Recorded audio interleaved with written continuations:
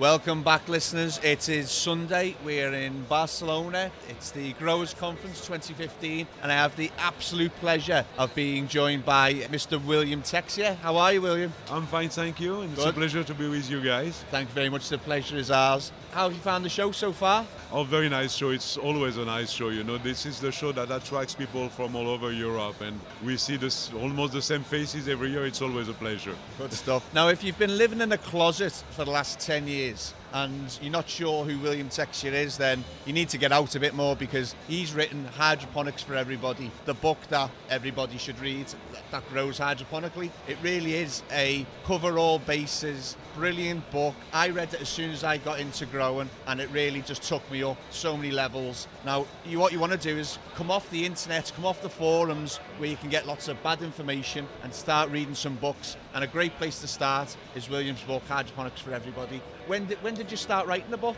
Oh, I started writing a book, it took me 3 years basically, because it's not my main job. I'm working all the time. I'm working in hydro, I'm working with a company, and so I could write only on weekends most of the time. So it took me forever. And also that was the first time I was writing a book, and it was quite of a new experience for me. And original language, I did it in English, which is a foreign language for me still, even so I spent so much time in California. And I realized that it's kind of difficult when you write in a foreign language. It's more difficult. That's very impressive. Now, if you turn to the back of the book, talking about different languages, how many languages has this book been written in? Okay, 7 now. Now my publisher would say 9, because it's considered English and American as two different languages, and they are really, because I wrote it in American English, and then I saw it's almost a translation they did with it to adjust it to the British market, really. We call them plugs, they call them sockets. Yeah,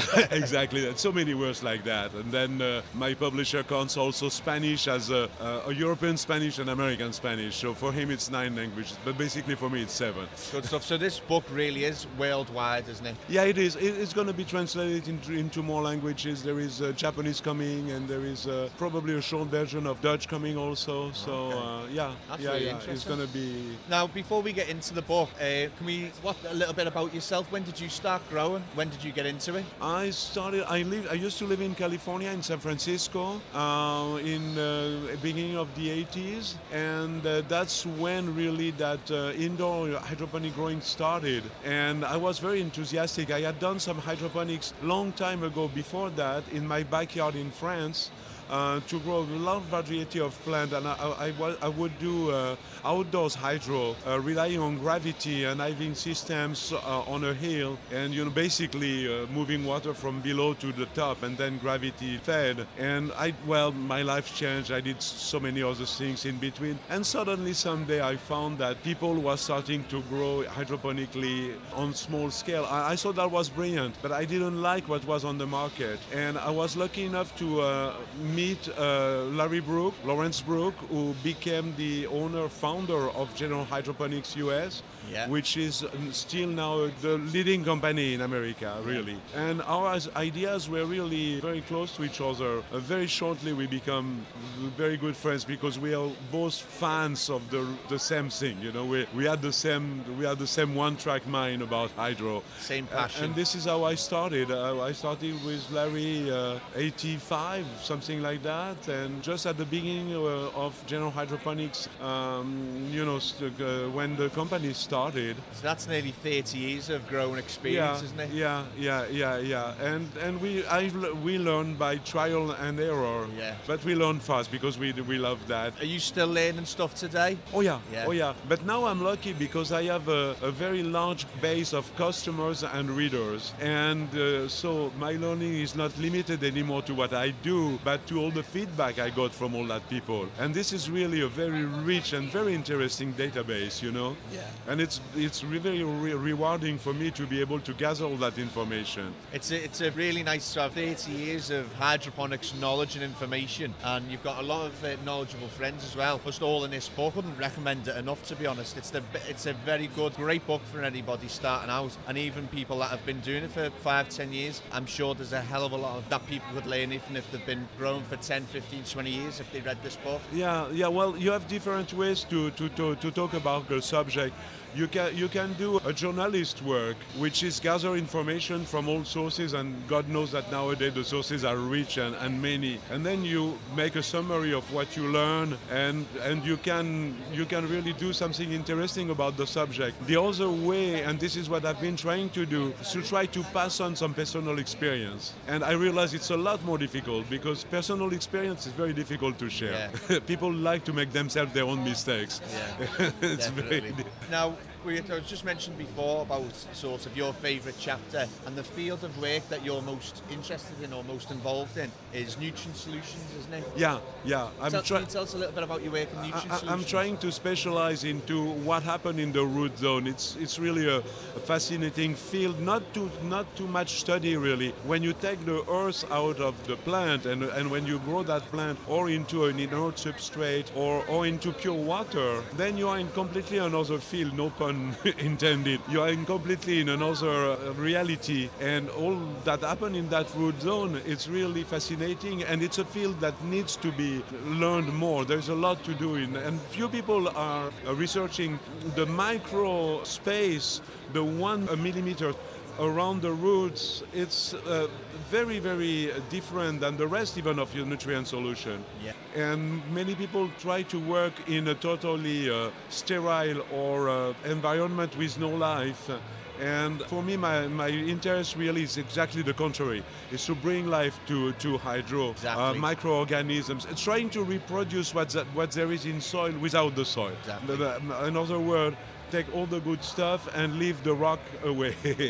Would you agree, William? A lot of people say that when you grow hydroponically, you can lose a lot of taste in your fruits or vegetables that you grow. Would you agree that if you add all the bacteria and good friendly bacteria within that root zone and really stimulate the root zone, I found that you can really get great tastes from growing hydroponically? So I'm completely with you. I don't agree with people that have sterile environments, not completely sterile anyway. If I'm growing hydroponically, I want to add all sorts of good bacteria just to really promote that root zone and try and replicate in water what happens in soil. So I completely agree with you on that point. Yeah, absolutely. And it is true that you can lose the taste. It's your choice, in fact. It's going to depend on the nutrition you're going to give to your plant. This is one of the good things of hydro, is that you can really direct your growing environment to what you want to do. If you want to grow medicinal and you don't care much about the taste, but you care about the active principle, you have ways playing with the nutrition, natural ways. I'm not talking about genetic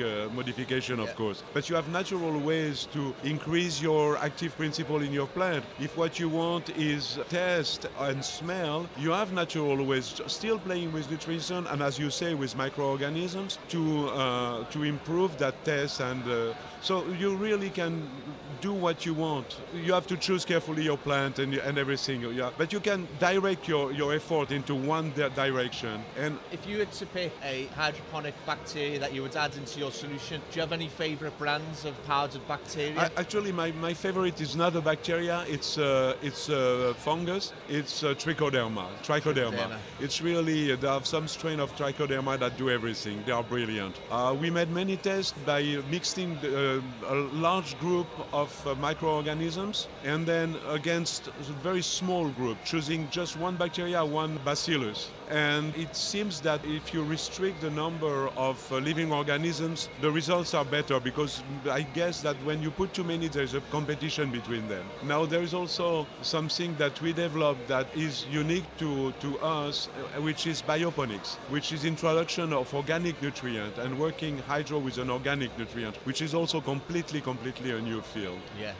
So Bioponics is grown hydroponically but with organic nutrients. Yeah, Bioponics it's exactly that. It's hydroponics, but you use an organic nutrient, a nutrient that is certified organic, that goes exactly by the rules, and then you work like in soil. You rely on bacteria and fungi to break down that nutrient and feed the plant. So you need a space for those bacteria and fungi to grow and develop and do their job. But basically, it is all you need. If you have a cocoa substrate, for instance, you can do bioponics. Yeah. It changed a lot of things. If there is one thing against hydro, is that you give a lot of nitrogen to your plants and you grow very big, very green plants, and sometimes you grow even too much plants in comparison with the crop that you want at the end. When you grow in organic hydroponics, you grow smaller plants, you don't use much nutrient, and you don't use much water.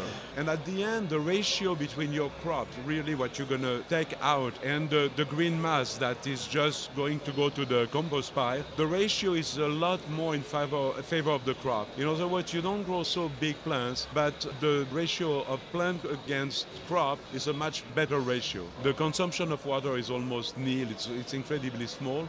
The consumption is nutrient, unfortunately for us manufacturers, is also very small. Talking about the future now in hydroponics, where do you think the next 5-10 years is going to take hydroponics? Do you think it's just going to keep on growing, getting bigger and bigger and bigger? What's your opinion? I think so. Well, urban gardening is a lot in fashion nowadays. Every time when you see a vegetative wall, vegetation on a wall, on a roof, it's hydro. So the techniques are a little bit different, but the nutrition is the same. It's definitely hydro. And more we are involved with my wife into that type of project. It's almost daily nowadays that we are contacted by people that wants to make roof, wants to make facade, fronts of building. And also we did develop together with my wife a model of micro farm, which is hydroponic farm on a very small surface, on like maximum 1,000 square meter. If square meter means something for you guys, yes, I don't know. We're all metric. Okay. Good for you. Good for you. So anyway, maximum 1,000 square meter, and the idea is you don't grow for quantity, you grow for quality, and you sell your crops to the best restaurants around, and even you work in a partnership with the restaurant owners. They tell you what they want and when they want it. We had an operation like that with my wife in California many years ago, and we were extremely successful. Yeah. So now we are trying to export that model and show people that you can make a good living on a very small surface, and with, at the end of the day, a relatively small investment. If one thing about agriculture nowadays, it has become an industry where you have to buy a lot of machinery, splog huge amounts of money to make the equivalent of the minimum wage at the end. The agricultors are people that work the fields are paid very, very badly. And so this is a way where you can make much better living with much less capital at the beginning. So I think and better quality produce as well. Exactly, and produce quality. This is important. Hydro can produce both. I told you before. Hydro has a bad name because it produces also shitty tomatoes. Most of people knows about hydro is shitty tomatoes. I was in Israel. I visited the greenhouses. 1 hectare of roses, millions of roses. You get into that greenhouse, no smell. Yeah. I was shocked. Doesn't smell like roses. No smell at all. And this is the type of hydro that gives a bad name to our industry. But this is not the only one there is. There is another hydro, and this is what we are trying to promote. Okay, very good. Now, with the book, you've had a few different editions. What I like about what you're doing is you haven't just brought out one book, you've brought out this hydroponics for everybody, and then you keep on new editions, keep on coming out as you learn more, as you want to put more in. And you've got a new edition coming out soon, haven't you? With a new chapter at the end? Yeah, we will increase the book as it goes, and this one, the new chapter is exactly about what I just told you, roofs and fronts and micro farms, because when I did that, even 2 years ago, it was not yet in fashion, it's just coming now, so my editor wanted to add that into that book, and most likely within 6 months or 8 months into the new one, we will have also a chapter on aquaponics, which is something that's coming out a lot now. It's not new. I've heard about aquaponics 25 years ago, but apparently it was too early then. But now it's coming back. Aquaponic it's the same like hydroponic, except that you feed your plants with fish droppings, fish manure, the residues from fish are what feed your plants. So it's an organic way to grow, and so you can, or you grow fish for tropical fish and you can sell the fish, or you grow edible fish if you want to eat them, fish and chips. So you can grow your potatoes and your fish in the same system. You have your fish and chip system basically. And it's a great hobby for children as well. Aquaponics is like raising fish and growing plants. It's something great for, and it doesn't cost a lot of money. It can be any size of space, and it's great to get kids involved in nature and biology, growing plants, looking after an animal. It's a good project. Can you see aquaponics going further and further? We haven't done that yet for kids, but what we do a lot since many years, it's hydroponic in schools, and the kids love it really, and they learn how to, and they can see the roots. They start from seed, they can see their plant grow, and they get really into it, and they're very good, most of those kids. They take very good care of the plants, but you're right, the next step is going to introduce them aquaponics, of course. Definitely. But already with hydroponics, we do a lot in terms of showing kids how to get interested by plants and how to grow plants. The young generation nowadays doesn't even know what a vegetable look like. If you show them a carrot, they don't know it's a carrot. It's really a pity. It's really a shame. I know. I talk about it a lot on the podcast, and there's a lot of research to show that if children grow their own fruit and veg, they're much more likely to eat it. Now, kids who get sprouts from the shop, very unlikely to want to eat them. But if they grew their plants and they grew the sprouts, and then they saw them raising from seed to the full plant, picked them off, hooked them, they're much more likely to eat it because they know where it comes from. And it's really important that parents get children growing more plants because it's a great activity. Yeah, absolutely. And hydro is good for that because kids have no patience. Soil is too slow. They don't see the difference really. They have to wait for months. Hydro, they come every morning in class and the plant has changed. It's a little bit bigger. The roots are a little bit bigger. So they're all enthusiastic about it. Exactly. It's exactly my point as well. Don't let them get bored. Keep it snappy. Exactly. And that's exactly what hydroponics do. Seeing the stages of growth very quickly. Now, just before we finish, I'd like to pick your brain for your 3 top tips for growing. What could you 3 top tips for our customers for growing in hydroponics? 3 absolute essential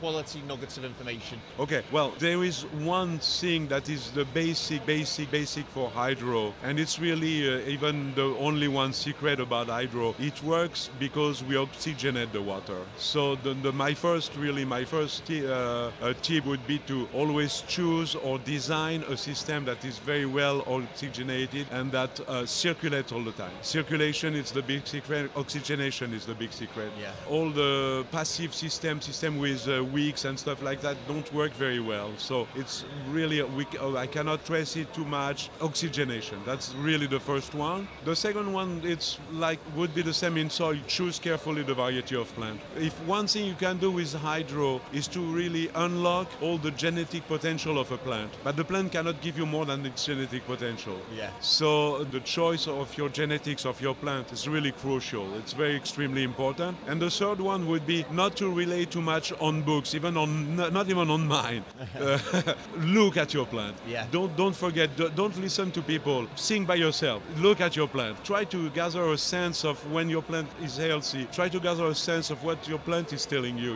Rather than looking in a book to say, is my pH okay? Is my EC okay? How is my plant? What is my plant telling me? Is my plant is glowing with joy, or is my plant is looking a little bit sad? And then if it's looking a little bit sad, okay, let's see all the parameter, everything, and just don't think only in terms of pH and EC. There's a lot more. Yeah. There's humidity, there is light, there is ventilation, there is so many other parameters. So look at it. Oh, there are 3 brilliant tips, especially like your third one. Really just look at your plant and see what your plant's saying. Exactly. Because everybody's going to have a different environment. We all grow in different countries. So really, they're 3 brilliant tips. Oxygenate your water and really think about your circulation. Choose good genetics. Choose the genetics. Very good tip. Obviously, you can aim to get the most out of your plant, but it can only give you what it's going to give you from its genetics. And third, spend time with your plants. Spend time with your plants, exactly. Spend time with your plants. That is very important. William, it's been an absolute honour to have interviewed you. Is there anything else you'd like to tell our listeners? Well, no, just wish everybody very good success in growing, and growing is very rewarding. It's a source of joy, it doesn't have to be a burden, it's got to be a joy, and if you do it joyfully, it will show in the way your plant will respond to you, and if you really need it, read a book. Good stuff. Okay, most importantly now, if people want to buy the book, which you definitely should, where can they buy it from? I think it's almost everywhere in all the grow shops in in all the good ones. It's in R1. Yeah, and in all good grow shops in England. I think it's also in Amazon and all Large book retailers. Yeah. Stuff. So it should not be difficult to find it. And do you have anything online? On the publisher side, Mama Edition, Yeah. the Mama MAMA Edition. Okay, good stuff. Do you have You'll any find. Facebook or anything for people to follow? I do not. I do not. Personally, I'm too old for You that. put too much. William puts too much time into writing quality books to be messing around on Facebook. So, William, once again, thank you very much for your time. You're most welcome. That was my pleasure to be with you. Speak to you soon. Thank you. Thanks, listeners. Bye-bye. At NPK Technology in Liverpool, we pride ourselves on providing you with the products you need at the right price.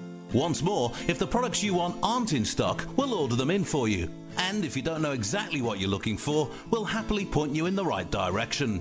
NPK Technology Liverpool, going out of our way to help you grow. Visit www.mpktechnology.co.uk. Life is good.